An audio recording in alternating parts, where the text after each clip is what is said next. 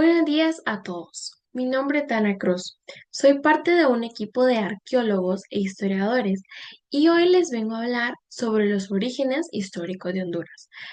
Vamos a imaginar juntos cómo era nuestro territorio antes de la llegada de los españoles y por qué la historia es tan fundamental para comprender quiénes somos como nación. Ok, empecemos. La historia como una ciencia.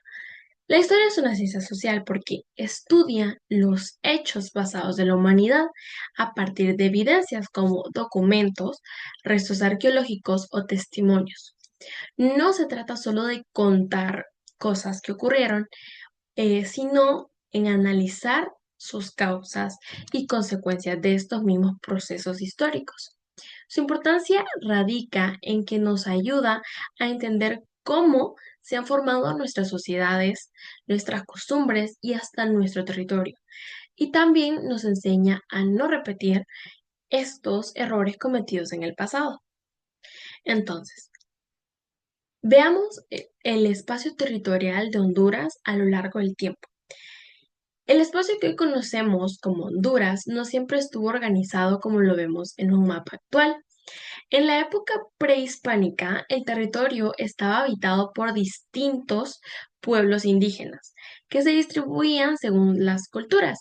Por ejemplo, en Copán, los mayas; en la zona central y sur, los lencas; y en las partes del oriente están los pueblos como los misquitos, pech y tahuacas. Con la llegada de los españoles, el territorio fue reorganizado en provincias y gobernaciones bajo la corona. Y finalmente, tras la independencia, Honduras se consolidó como república y se dividió en los 18 departamentos que conocemos hoy. Esta evolución nos muestra cómo los factores históricos fueron dando forma a nuestro espacio territorial. Para entender mejor esto, hablaremos de la periodización de la historia hondureña. Nosotros sabemos que para entender de mejor manera el pasado, nosotros los historiadores dividimos las historias en distintas etapas, que es una forma para periodizar. Hablamos de los tres grandes momentos, como la época precolombina, la época colonial y la época independiente. Otra forma más general o bueno, más universal de ver esta división es la historia antigua, medieval, moderna y contemporánea, adaptándola a los procesos que impactaron a Honduras. Estas periodizaciones son útiles porque nos permiten organizar los hechos y entender de mejor manera los cambios sociales, políticos y culturales. Hablando sobre eso, eh, veamos las áreas culturales de América.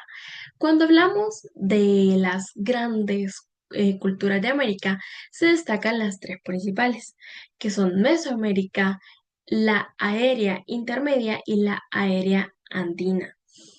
Mesoamérica se conforma desde México hasta Centroamérica, donde florecieron las culturas como la maya, conocida por sus jeroglíficos, sus templos y sus avances en la astronomía. Esta área incluye al occidente de Honduras. Luego, el área intermedia abarca parte de Centroamérica, o sea, después del occidente de Honduras, y el norte de Sudamérica, con pueblos que funcionaban como puente cultural y comercial. Y luego está el área andina, que es en Sudamérica, dominada por el imperio inca, con grandes avances en la agricultura, caminos y organización social. Cada una de estas áreas aportó rasgos culturales únicos al continente.